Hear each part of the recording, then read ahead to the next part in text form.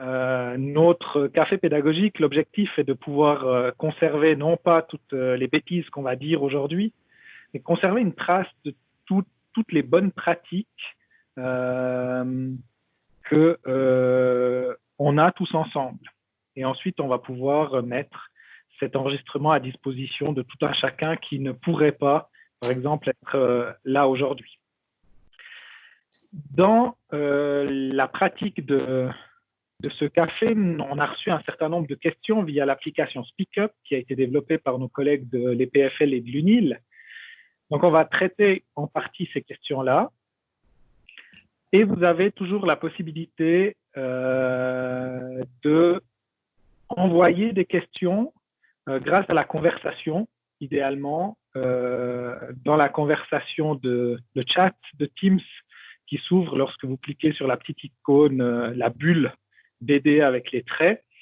Ou si vous désirez poser la question en live, aucun souci. Pour vous manifester, envoyez un petit smiley dans cette conversation. Moi, je suis la conversation aussi d'un œil. Et puis, on pourra vous passer la parole. Donc, on va débuter en espérant que vous allez tous bien. C'est l'heure du café. J'espère que vous avez tous pris un café, un thé, de l'eau, quelque chose pour vous rafraîchir pendant cette fin de pause de midi. Et je vais vous partager mon écran qui devrait être celui-là avec le SpeakUp. Oui.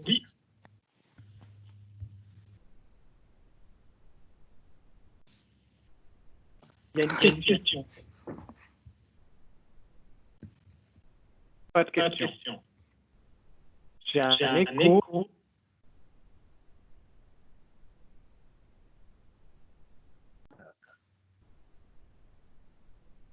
Je rappelle, idéalement, tout le monde coupe son micro, c'est bon. Nickel.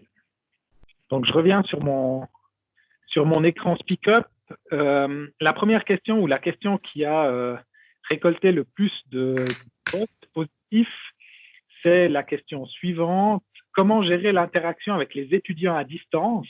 Donc, comment on peut gérer l'interaction lors d'un Teams avec nos étudiants? On connaît en salle de classe, c'est assez simple. Hein. Un étudiant lève la main, se manifeste, on lui donne la parole. Comment peut-on le faire avec Teams? Est-ce que vous avez, vous, des bonnes pratiques à partager?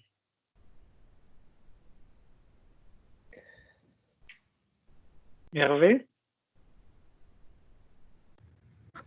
Oui, je pense que les bonnes pratiques commencent par la planification, par la réflexion qu'on peut faire de comment est-ce qu'on va gérer cette interactivité. Et puis on peut la gérer en amont, notamment. Là, on a eu un bon exemple avec SpeakUp qui permettait de poser des questions avant le cours, enfin avant notre séance. Et je pense que ce n'est pas une mauvaise idée. Pour ma part, je gère les questions de deux manières différentes. Je gère l'interactivité de deux manières différentes. J'ai créé des sous-groupes. C'est beaucoup plus facile de travailler.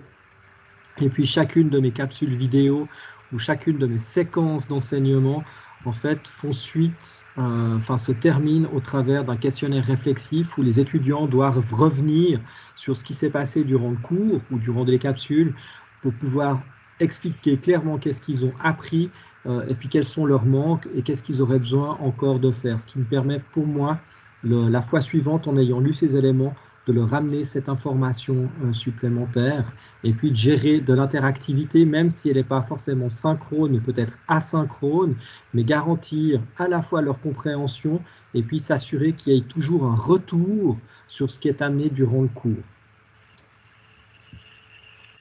Tu signales quelque chose de très, très important dans l'enseignement à distance, entre guillemets, c'est le synchrone et le asynchrone.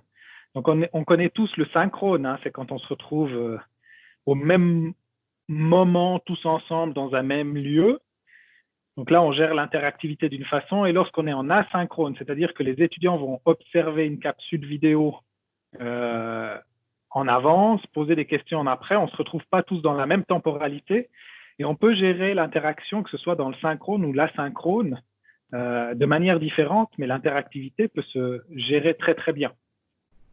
Y a-t-il d'autres bonnes pratiques que vous avez mises en place? Il y a peut-être, ouais, effectivement, là, Oui, oui.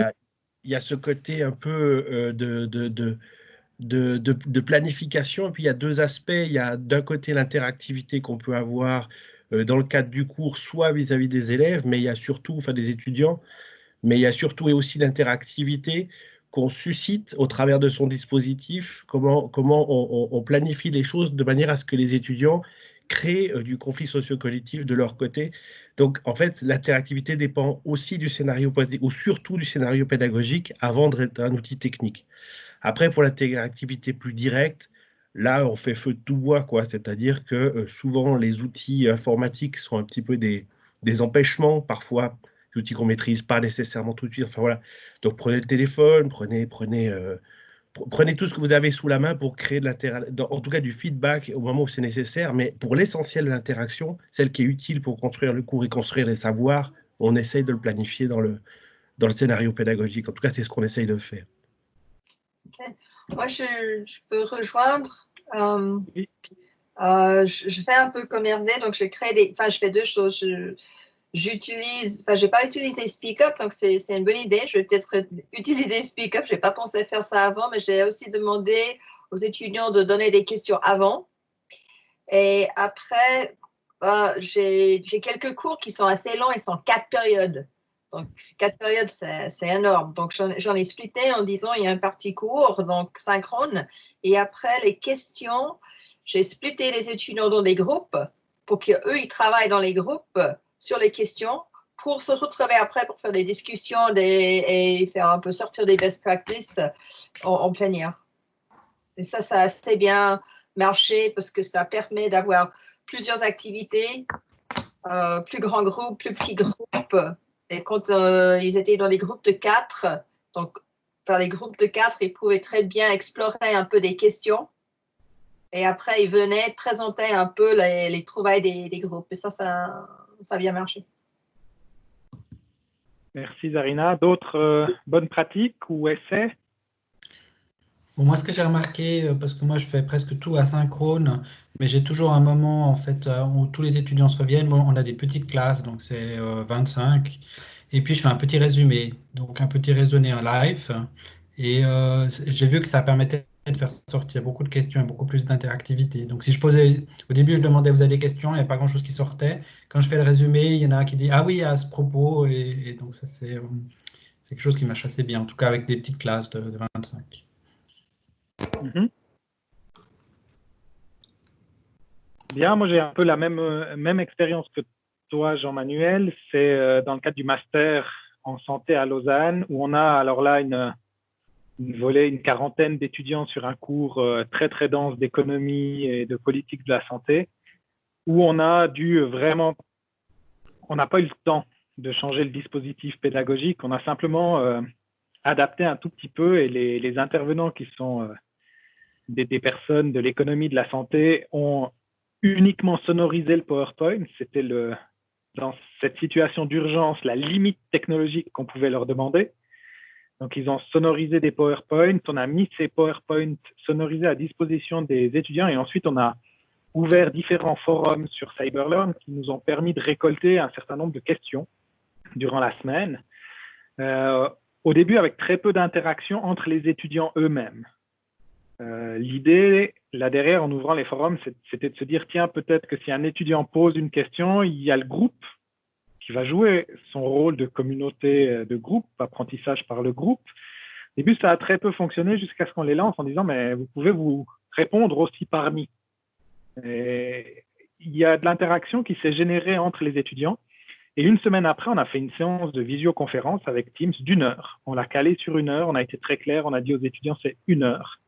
2 questions-réponses avec l'intervenant. Et cette 1 heure, elle a été très, très riche, mais elle a permis aussi aux étudiants qui n'avaient pas forcément posé de questions sur le forum de poser des questions en direct et de rebondir sur des questions existantes. Donc, avec un petit retour, feedback des étudiants, l'expérience a été extrêmement riche. D'autres éléments sur interagir avec ces étudiants? Oui, j'ai peut-être deux petits éléments aussi plutôt liés au master sur des situations où on avait une journée de cours.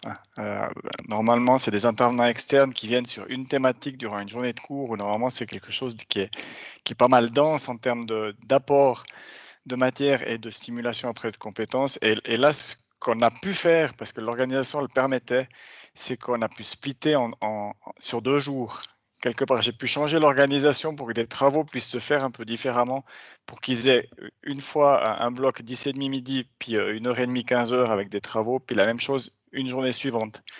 Et je pense que c'était certainement une vraie plus-value pour les étudiants, aussi dans l'aspect interaction qu'ils pouvaient avoir versus subir quelque chose, quoi. Ça, c'est peut-être un élément qui était intéressant. Puis une mauvaise expérience aussi que j'ai faite au tout début avec des étudiants aussi distants comme le master, dans ces aspects interaction, c'était que j'avais pas ciblé un canal d'interaction. Et ce qui fait qu'il y avait des messages qui arrivaient un petit peu sur différents canaux et puis où l'interaction globale de la classe se perdait. Ça s'est très vite corrigé après en allant par exemple sur un outil de team ou autre, mais par contre, avec cette multiplicité de canaux, je me suis fait avoir, quoi. Ouais, très juste. Je te rejoins sur les deux points. Le premier point que tu évoques, Jean-Pierre, c'est faire face à l'urgence. Oui, c'était une urgence, mais ça veut dire qu'on ne pouvait pas et on ne peut pas garder le même scénario pédagogique. C'est juste pas possible. Ces cours qui durent en filière physio à l'EHCPA, on a aussi des cours d'une journée. Je ne me verrais pas donner une journée de cours en ligne, en visioconférence, etc. Donc, on doit vraiment repenser notre dispositif pédagogique et notre collègue Hervé Barras dirait sûrement, il peut le dire, il est urgent de réfléchir. Et la première étape qu'on vous propose, c'est de s'arrêter et de réfléchir un tout petit peu au dispositif pédagogique. Et puis, je te rejoins aussi sur le seul canal d'interaction. Des fois, on veut trop en faire. Donc, on a le mail qui tourne, on a peut-être un Slack avec un groupe, on a Teams, on a CyberLearn. Il faut en définir qu'un seul. Et il faut aussi se mettre dans cette optique de dire peut-être que le mail, pendant cette période, ce n'est pas le bon canal d'interaction pour les étudiants. Il y a peut-être autre chose à mettre en place. Et une fois que vous l'avez défini, il faut le garder. J'ai une question qui est arrivée sur le chat qui fait... Ouais, je te vois, Sébastien, je vais te filer la parole. Il y a une question par rapport au groupe et aux petits groupes sur Teams. Ça va nous permettre de faire le lien avec une des questions qui est remontée suite aux différents messages de la semaine passée sur l'arrêt de l'utilisation de la plateforme Zoom. Zoom avait une fonctionnalité extrêmement intéressante, c'était de faire des breakouts Zoom, c'est-à-dire d'avoir un grand groupe qu'on splittait soit à l'avance, soit en direct, en petits groupes pour faire des petits groupes de travail. Alors, la première réponse que je peux donner, c'est que Microsoft est en train d'implémenter ce système-là. Il n'est encore pas officiel du tout, mais il y a des moyens et vous trouvez des tutos sur Internet sur comment faire des breakout rooms grâce aux sous-canaux de Teams. C'est-à-dire qu'on crée un canal par sous-groupe et ensuite on peut lancer des visios dans ces différents sous-groupes. J'ai personnellement pas testé, mais il y a quelques tutos qui circulent en utilisant le canal principal et les sous-canaux. Sébastien, vous avez un élément ? Oui, mais c'était pour rebondir sur cette multiplication-là de canaux d'interaction. L'expérience qu'on a faite, nous, c'est qu'il y a d'un côté l'interaction souhaitable et planifiée dans l'intérêt du cours, et puis ce qu'on constate, c'est qu'il y a une deuxième couche d'interaction qui est plutôt entre pairs, enfin voilà, et qu'il faut vraiment être sensible à ces questions d'écosystème d'interaction, parce que ce qu'on constatait, c'est qu'il y avait du partage d'inquiétudes sur des groupes WhatsApp, enfin voilà, et il y avait une espèce de cours parallèle, en fait, il y avait des espaces dans lesquels ils parlaient du cours, mais pas réellement à l'enseignant. Donc voilà, peut-être aussi avoir à l'œil ces aspects un peu plus psychosociaux pour pouvoir reconvoquer évidemment, l'inquiétude sur le cours, elle fait partie du cours. Donc, c'est pas parce qu'on a mis en place un canal univoque pour des questions de cours qu'il n'y a pas d'interaction parallèle. Et ça, c'est compliqué parce qu'on l'a plus sous les yeux, cette interaction-là. Et elle est peut-être utile à avoir un petit peu à l'œil, de sonder un peu les classes pour voir qu'est-ce qui se discute où, pour essayer de le rapatrier autant que possible. Mais si on a le général, on peut créer groupe 1, groupe 2, groupe 3, groupe 4, et nous, on peut aller dans tous les groupes. Tout le monde peut aller dans tous les groupes. Mais c'est possible pour le groupe de travailler, par exemple, les groupes 1, 2, 3, 4, ils peuvent travailler en simultané, hein, ils peuvent faire des appels en simultané. Mais si on utilise Teams, parce que ce soir, j'ai des cours et j'ai un des étudiants qui a dit « on va vous inviter ». Et j'ai répondu « non, non, non, non, vous allez venir dans le Teams parce que moi, je veux un suivi et je ne veux pas être invité par eux chez eux ». Donc, ce truc, comme tu dis, voilà, est-ce qu'ils ont WhatsApp, Facebook et autres, ça, ils peuvent faire, mais pour moi, ça, c'est en dehors du cours. Mais pendant le cours, si on fait plusieurs sous-groupes, ça fonctionne. Hein. Je pense Oui. que par rapport à la communication, il faut être très, très attentif. C'est un élément qui est central pour gérer l'urgence dans la durée. Et on doit la structurer. Et une façon de la structurer, c'est de se dire que l'email, c'est une communication officielle. Il reste un autre endroit, c'est le LMS, le Learning Management System, que ce soit CyberLearn ou bien Moodle dans le cadre de la HEP. C'est le lieu de dépôt ou c'est le lieu où se trouve le cours. Et puis après, il y a la salle de cours. C'est autre chose, c'est un autre espace. Et puis, apparemment, à la HESSO, il y a Teams. Switch vous propose Adobe Connect, qui est aussi un produit qui est intéressant. Et ça, c'est la salle de classe. Et on doit gérer ces trois éléments et on doit se les structurer. Et je pense que c'est important d'avoir ces trois niveaux. Après, pour tout ce qui est de Zoom, WhatsApp et autres choses qui sont des produits interdits, je vous le rappelle, ou en tout cas qui nous mettent en porte-à-faux quand on les utilise, en tout cas en Valais, semblerait-il pour Zoom, d'après certains singes à plumes, on va dire ça comme ça, ou personnages publics, les étudiants peuvent les utiliser. Mais nous, on doit structurer en fait notre communication et je pense qu'en trois niveaux, c'est possible. C'est-à-dire officiel, lieu de cours et puis espace de cours, comme ça se fait normalement, et puis savoir quel outil on utilise à chaque étape en fait. Ok, j'ai plusieurs mains levées. Il y a Marie-Luce. Bonjour Marie-Luce, tu avais une question? Oui, bonjour. Alors, j'avais la question, c'est que pour le moment, j'ai 140 étudiants et des journées de cours de 8 heures. Donc, quand je donne mes cours, je les ai réduits à 2-3 heures, mais les étudiants paniquent tout le temps parce qu'ils voient la masse. Et la difficulté qu'ils ont, c'est qu'ils confondent le temps de travail supposé être en classe et le temps de travail individuel. Alors, j'ai un peu la difficulté à distinguer. Alors, ce que j'ai fait 8 chapitres très courts pour les aider à gérer ce temps-là, mais il y a toujours cette confusion que quand ils sont à la maison, ils confondent temps de travail individuel puis temps de travail qui aurait dû être présentiel. Je ne sais pas comment les gérer à distance, comment les aider à gérer ce temps à distance. Alors, ma réponse, peut-être qu'il y en aura d'autres chez mes collègues, ça passe pour moi par ce qui était dit au début, c'est le scénario pédagogique et la planification pédagogique. Et on doit être beaucoup plus strict dans la création de notre scénario pédagogique à distance qu'en présence. Et on doit aussi le partager, à mon avis, le partager beaucoup plus avec les étudiants. C'est de dire, cette activité, elle devrait vous prendre tant de minutes ou tant d'heures. Si vous êtes en dessous, c'est qu'il y a certainement un questionnement à avoir.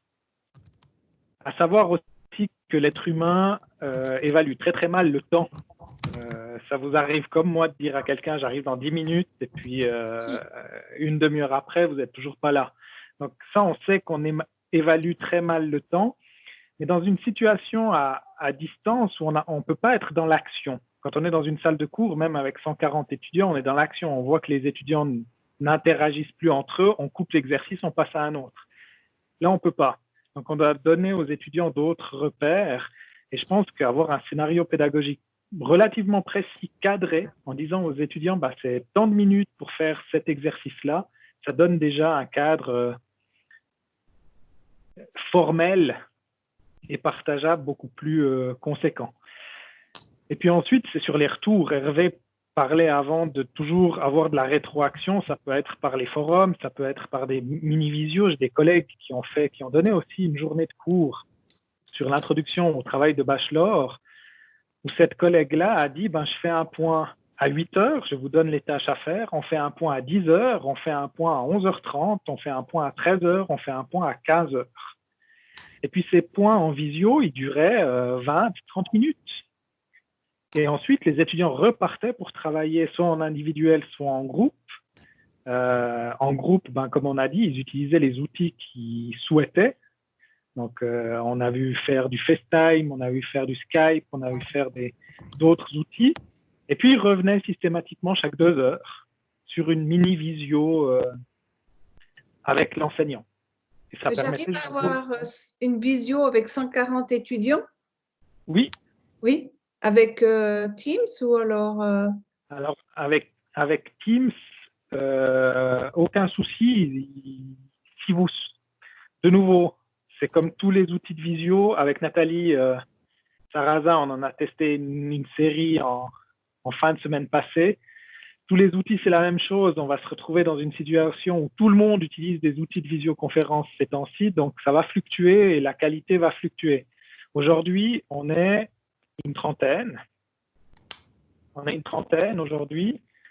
Ça passe pas mal, vidéo et audio. Donc, les grands principes, c'est on essaye de désactiver les micros, on essaye de désactiver les flux vidéo quand on est trop, pour permettre de garder l'audio. Mais sauf erreur, la HEG de Genève a fait un webinaire sur Teams il y a quelques semaines avec plus de 150 personnes présentes. Donc, ça passe et ça devrait tenir. Et puis, une partie de réponse de Jean-Pierre qui met dans le chat, dans notre situation aujourd'hui, on doit certainement revoir les objectifs pédagogiques, donc revoir peut-être aussi des objectifs en dessous, d'accord, ou les scinder beaucoup plus. Et puis, on a une réponse de Romain Chvéry qui est avec nous pour les questions techniques, qui lui dit que 140, ce n'est pas un souci puisque la limite est de 250. Bon, moi, j'ai revu, j'ai 25% de mon cours avec plus d'exercices et des textes à lire à la maison, ça c'est clair, mais je me posais la question. Et j'ai des forums, j'ai tout ça, mais c'est vrai que déjà 140 en présentiel, c'est difficile. Alors en plus, à distance, il y a un apprentissage, mais merci en tout cas. De rien. Nathalie, j'ai dans la liste Nathalie, Haïfa, Sébastien. Nathalie, tu avais quelque chose à partager? Alors, oui, volontiers. Je voulais partager l'expérience par rapport à Teams, vu que c'est notre outil officiel et qu'on part allègrement du principe que tout le monde sait très bien utiliser cet outil. Donc, moi, je travaille effectivement avec des groupes, c'est-à-dire j'ai créé des canaux, j'ai créé en l'occurrence des canaux privés dans mon Teams où chaque groupe d'étudiants ne voit que son groupe, de manière à faire quelque chose qu'on n'avait peut-être pas nécessairement besoin quand on était en présentiel, c'est qu'eux aussi aient des environnements technologiques de travail. Parce que quelque part, ils sont à distance aussi. Normalement, nous, on est à distance et les étudiants sont ensemble. Là, on est tous à distance et eux ne peuvent pas se regrouper non plus. Donc, en fait, en créant ces canaux privés, eux, ça leur donne un espace de collaboration.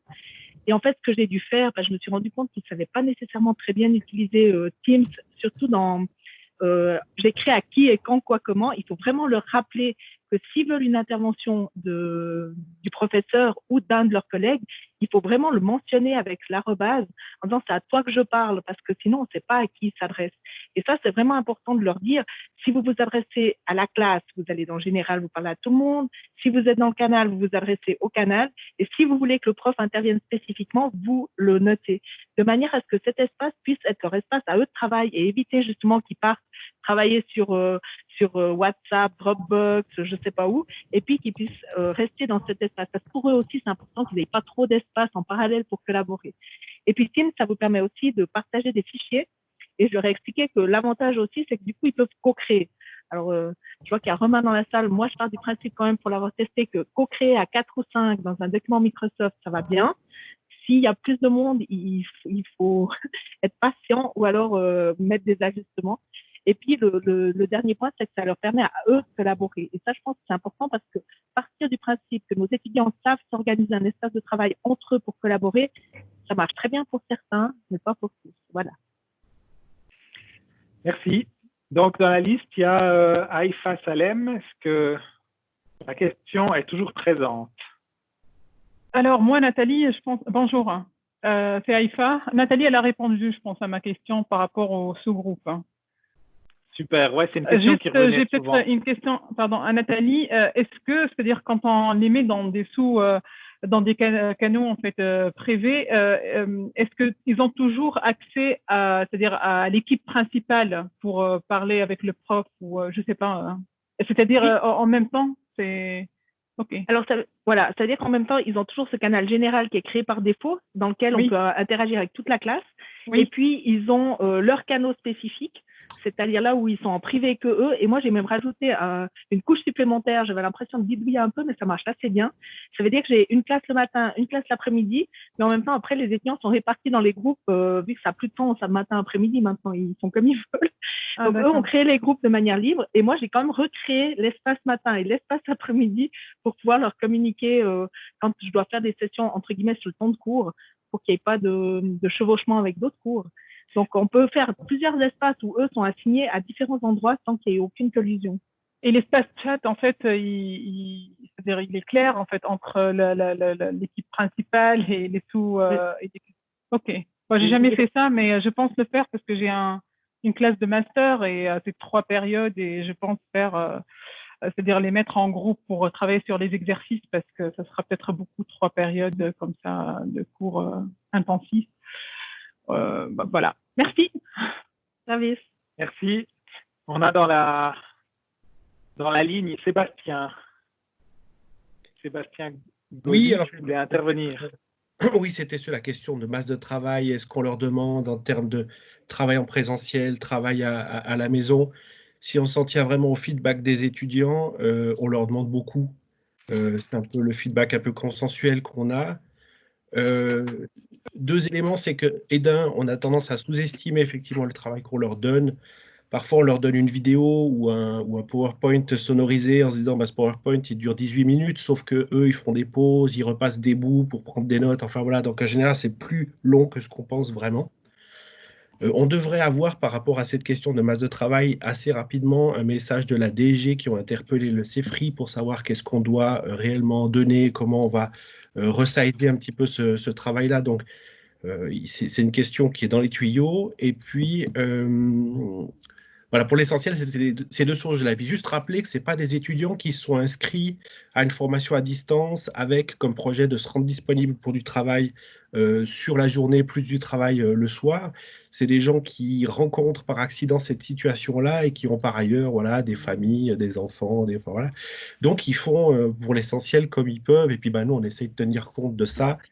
Alors, sans rien lâcher sur la qualité, c'est un bien grand mot, mais en tout cas, voilà, je pense qu'on est dans une période où il faut vraiment recentrer sur l'essentiel, mettre au premier plan les objectifs pédagogiques centraux, et puis voilà, être attentif que ce n'est pas des gens qui se sont inscrits dans ce contexte-là, dès là-bas, dès le départ. Très juste. Il y a des collègues, sauf erreur, belges, je ne sais pas si Hervé et mes collègues ont vu passer, qui parlent de Emergency Remote Teaching. Donc, on n'est pas dans de l'enseignement à distance, mais on est dans de l'enseignement à distance, mais d'urgence. Donc, il faut qu'on s'adapte aussi et qu'on adapte nos dispositifs cette situation-là. Avant de donner la parole à Hervé, il y a Jean-Pierre qui met une question sur le chat par rapport à l'espace bloc-notes qui permet, c'est basé sur OneNote dans Teams qui permet de prendre des notes.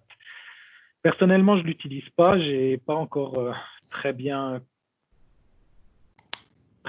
prise en main cet outil-là. Je ne le trouve pas très, très pratique, mais peut-être que d'autres ont des expériences et vous pourriez répondre à Jean-Pierre sur le chat. Hervé a mis un smiley sympathique. Oui, merci. Je reviens sur cette notion de scénarisation. C'est important de se poser la question de qui fait quoi, quand, comment, et puis avec quel délai. Il faut être hyper précis, en fait, dès qu'on vient sur quelque chose de la distance et d'asynchrone dans ce qu'on est en train de construire aujourd'hui. Et toujours avoir à l'esprit la liberté de manœuvre de l'étudiant.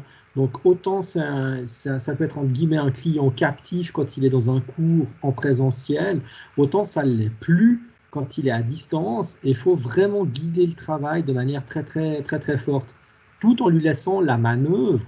C'est lui qui a la barre, c'est lui qui choisit où est-ce qu'il va comme il veut, dans le temps qu'il a à disposition.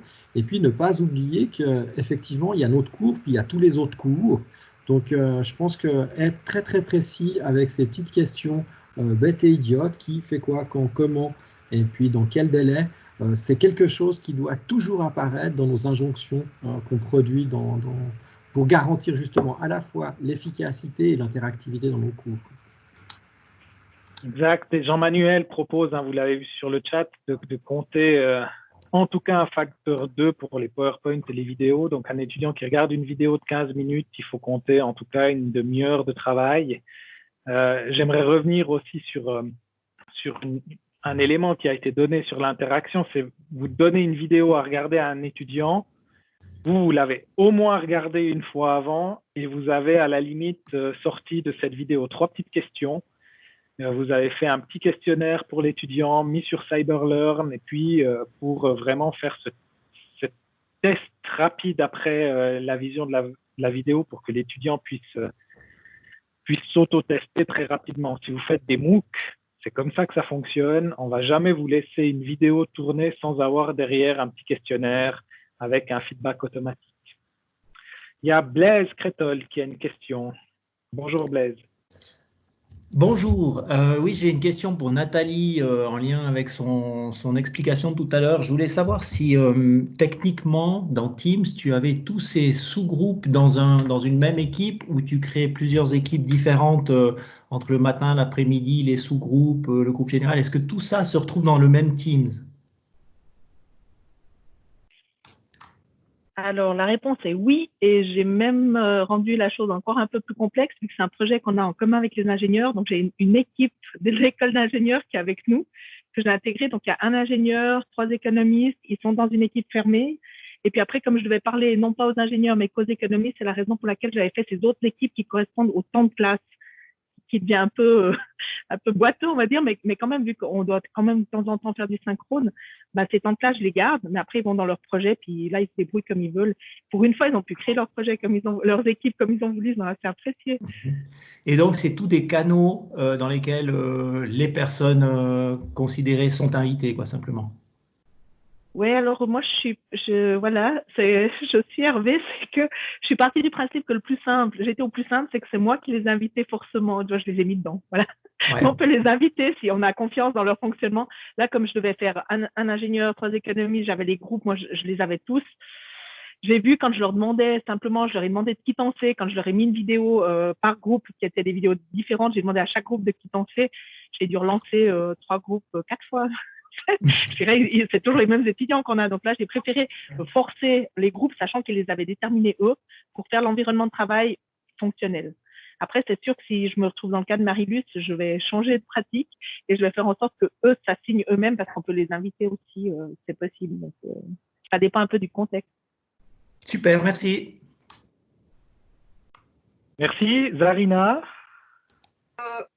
Oui, j'allais rebondir un peu sur ça. Je ne sais pas. Ce que je fais depuis quelques semaines maintenant, c'est que j'ai toujours 2 ou alors 3 écrans devant moi. Donc là, par exemple, je vous vois, j'ai un Teams là, et j'ai Teams là à côté de moi, où je peux aller regarder des fichiers et autres. Et avec les étudiants, quand ils étaient dans plusieurs groupes, bah, le général, j'ai devant moi, et après, je peux aller dans un canal 1, canal 2, canal 3, je peux sortir des fichiers, je peux travailler on peut travailler sur un document comme sur Google Docs en même temps. On peut discuter sur un écran, travailler sur l'autre. Et après, j'avais un troisième écran de l'autre côté. Si vous avez vraiment beaucoup d'écrans, mais ça fonctionne pas mal avec deux. Ouais, c'est un bon truc aussi technologique, c'est d'avoir plusieurs écrans. Le temps passe, hein, le temps file. Si je reviens sur SpeakUp, est-ce que j'arrive à vous le partager? Pam. Donc, on avait cette notion d'interaction qui était celle qui vous posait le plus de questionnements. Vous avez vu qu'on a vraiment débordé sur les feedbacks réguliers. Comment donner des feedbacks réguliers? Alors là, la question, elle est relativement précise, hein. C'est lors de visioconférences. On l'a abordé. Est-ce que certaines ou certains d'entre vous auraient encore des trucs à donner pour comment donner des feedbacks réguliers lors de visioconférences? C'est Nathalie, je reprends juste la parole là. C'est j'ai réalisé un document en fait sur les feedbacks synchrones et asynchrones. Et puis, alors pas exhaustif, mais en partant de nos environnements de travail, c'est-à-dire Moodle, Teams, etc. En disant voilà, il y a quelques outils qui sont à notre disposition, on les a là, ils sont présents. Et puis peut-être que c'est juste pour faire un petit refresh. Et on a nos RF qui ont eu la gentillesse de traduire ça en allemand et en anglais. Donc je mettrai peut-être dans la conversation quelque part le document. Alors c'est pas exhaustif et tout, c'est plutôt pour donner des idées quand on en manque. Maintenant on doit s'inspirer. Je crois que c'est le mot aussi qu'il va falloir garder. Super, merci. Et puis, un truc qui a été dit aussi au début, préparez vos séances de questions-réponses. C'est toujours plus pratique là dans le cadre de ce café pédagogique. On a utilisé une plateforme que peut-être certains d'entre vous connaissent ou d'autres ne connaissent pas. SpeakUp, c'est d'une simplicité déconcertante. C'est disponible en application iOS, Android, mais aussi en version web. Pour poser une question, c'est d'une simplicité. On peut liker, on peut commenter. On l'avait utilisé en 2016, Hervé, dans le cadre du Congrès international de pédagogie universitaire que l'AIPU Suisse avait organisé à Lausanne. On n'avait pas fait de conférence d'ouverture, on avait fait une interaction d'ouverture. Et on avait dit aux gens, vous allez sur l'application, vous posez vos questions. Et l'intervenant du matin, il avait son SpeakUp affiché à l'écran derrière lui et puis il prenait question par question. Et ça avait été assez incroyable de voir au début, alors les gens sont tout tremblotants d'envoyer une question, puis d'un coup, ça commence à générer de l'interaction. Donc, vous pouvez lancer ce type d'outil à vos étudiants quelques jours avant la séance de visio de questions-réponses ou même quelques heures avant et vous verrez émerger un certain nombre d'éléments. Il y en a d'autres. SpeakUp n'est pas le seul, loin de là. Mais il est gratuit et il est hébergé à Lausanne, donc on ne devrait pas avoir de soucis de problèmes de données. La question sur les examens. Alors, pour l'instant, j'espère qu'on n'en est pas encore là. Les examens, c'est une autre question. Aujourd'hui, on est dans les cours. Je pense que la question sur les examens doit venir et va venir du rectorat. Je ne sais pas si vous avez entendu, la rectrice Luciana Vaccaro a été l'invitée, sauf erreur, en fin de semaine dernière de la matinale sur la première, où pour l'instant, sur les examens, on sait pas, on va dire on ne sait pas. On verra, on attend de voir. Aujourd'hui, on nous demande d'enseigner, on demande aux étudiants d'apprendre, et puis on verra qu'est-ce qu'il en sera pour les examens. Il y a une autre question, et je pense qu'on peut la prendre, qui est aussi en lien avec tout ce qu'on a dit jusqu'à maintenant. Comment s'assurer de leur progression et du développement de leurs compétences? Alors là, j'aimerais passer la parole à Hervé, parce que je suis certain qu'il a quelque chose à dire sur cette thématique-là.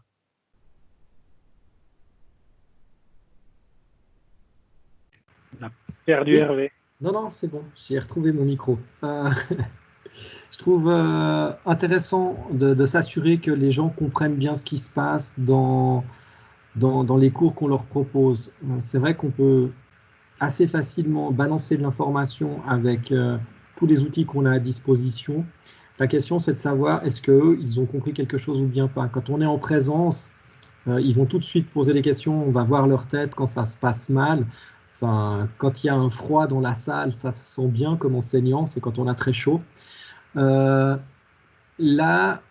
aucune idée de ce qui se passe, quoi. Donc, pour ma part, comme j'ai déjà indiqué tout à l'heure, c'est nécessaire de les questionner, d'aller rechercher de l'information sur leur compréhension systématiquement. Quand il y a une vidéo, une capsule vidéo qui est proposée, il y a des questions réflexives qui sont posées.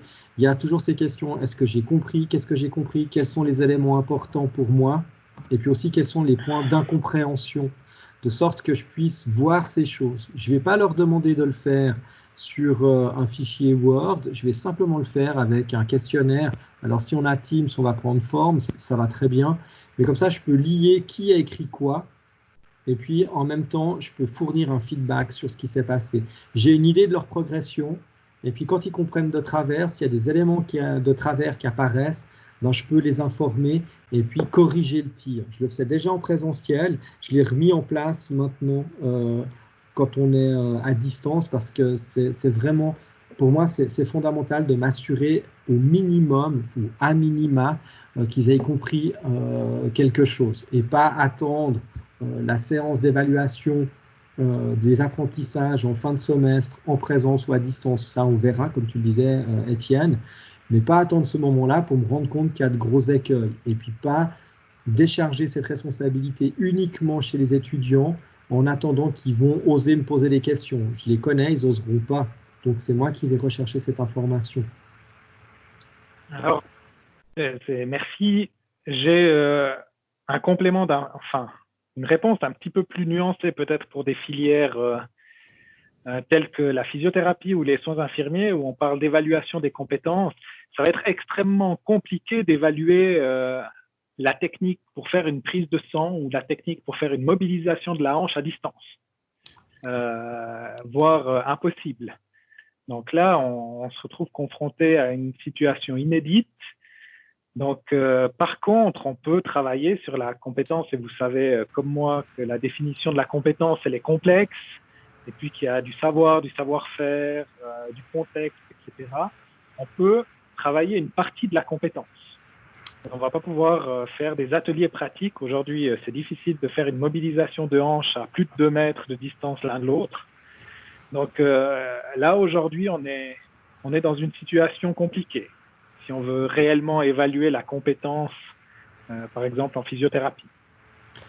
Je pense que ça revient aussi à la question de départ. Si on analyse la situation et des choses qui sont impossibles, je veux dire, un impossible, nul n'est tenu. Pour ma part, je dois faire des bilans de compétences en fin de semestre. Ben, on imagine qu'on va les faire à distance. Qu'est-ce qu'on va faire? Et ben, on établit nos priorités, on va établir nos problèmes, puis en fonction des réponses qu'on donne, ben, on va avoir une solution qui est pondérée. Mais il y a des choses, effectivement, qui sont plus possibles. Que ce soit les prises de sang, ou bien que ce soit la mobilisation de la hanche, c'est évident que ce n'est pas possible de le faire pour de vrai. Ça ne veut pas dire qu'on ne peut pas le mobiliser cognitivement et puis qu'on ne peut pas demander de l'information par rapport à ça. Je vous rappelle que les travaux en neurosciences aujourd'hui présentent très très clairement ou nous donnent une idée très très précise de la distinction entre le faire et l'imaginer. Il n'y en a pas. Donc, c'est tout aussi valide d'aller questionner les gens sur qu'est-ce qu'ils pensent faire que de les voir faire, finalement.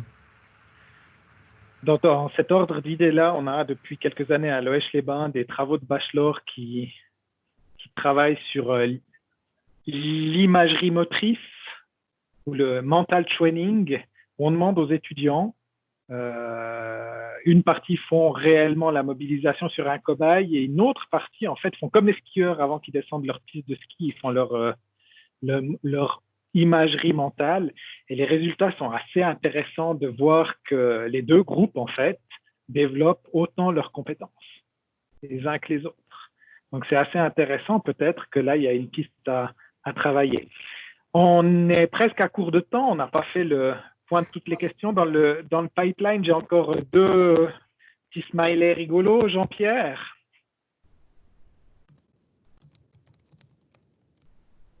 S'il est encore là, je vois sa photo, donc il doit encore être là. Jean-Pierre Ray, si tu avais une question, une remarque. J'ai mis mon micro, c'est bon. Juste un petit partage aussi d'une expérience par rapport à cette notion de développement de compétences. Ça ne veut pas dire que ça marche à tous les coups, mais en tout cas, j'ai eu demandé dans un contexte de master aussi qui produisent des documents, qu'on a un échange qui se fait au travers de certains documents.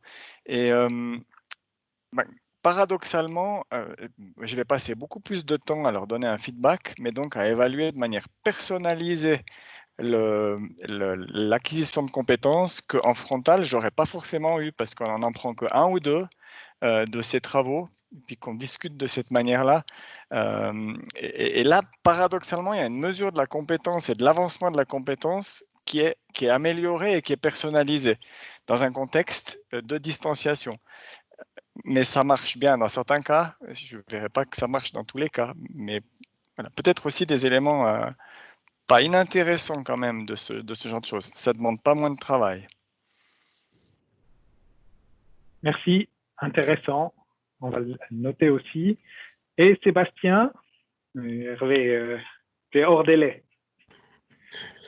C'était sur la question de voilà, la progression pédagogique, se dire que finalement un cours c'est un chemin entre ne sait pas, sait un peu ou sait à sa manière et puis sait. Et puis peut-être c'est cette attention sur les indicateurs de progression ou sur les acquis d'apprentissage intermédiaire qui disent entre ce ne sait pas et c'est quoi les petites étapes, c'est quoi les.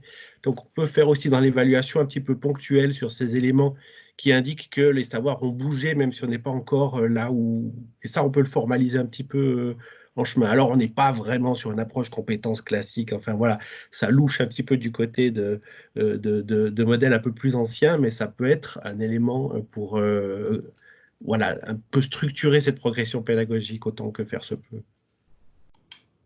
Merci. Hervé, pour terminer.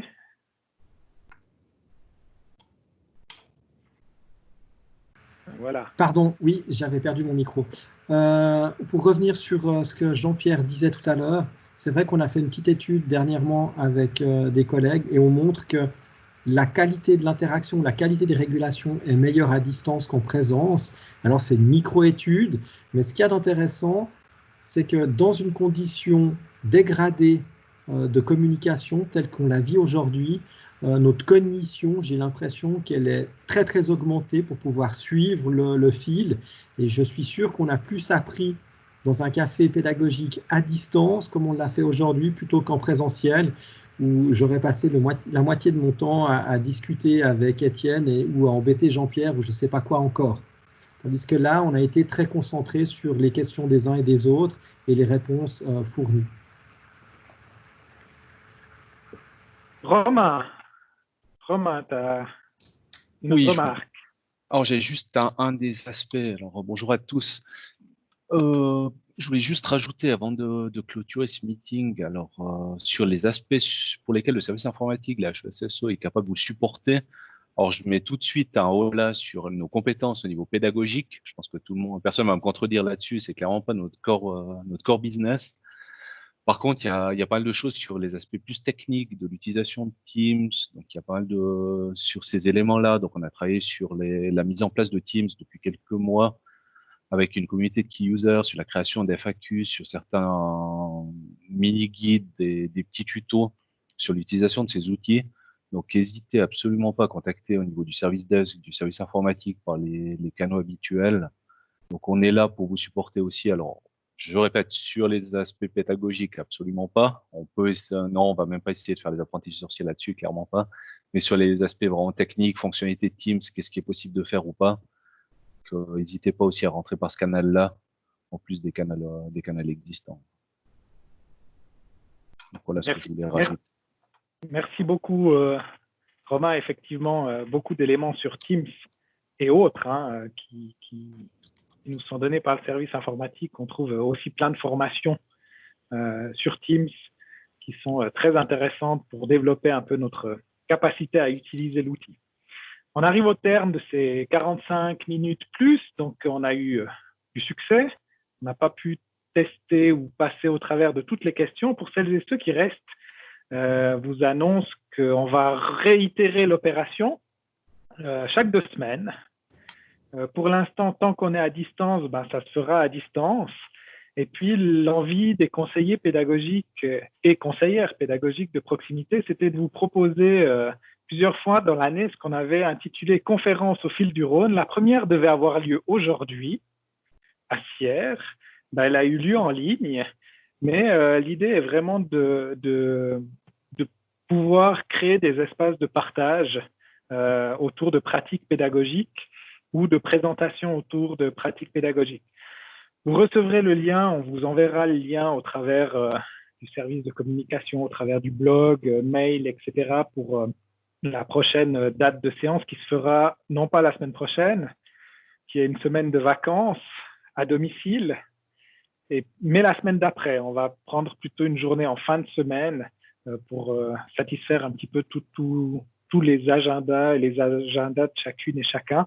On va y mettre une thématique aussi, un speak-up pour les questions à l'avance. N'hésitez pas à poser toutes vos questions.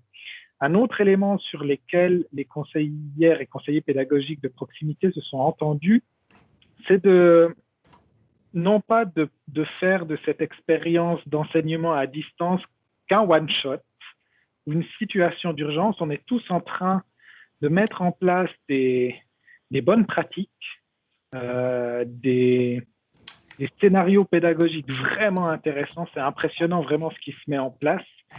Et on souhaitait utiliser, certaines et certains d'entre vous le savent, on a des mini-chèques projets qu'on distribue 2 fois par année. En fait, on aimerait essayer de lancer pour le prochain appel à chèque projet des chèques destinés à publier un compte-rendu de votre expérience à distance. Donc, on verra comment on doit encore mettre tout ça en forme.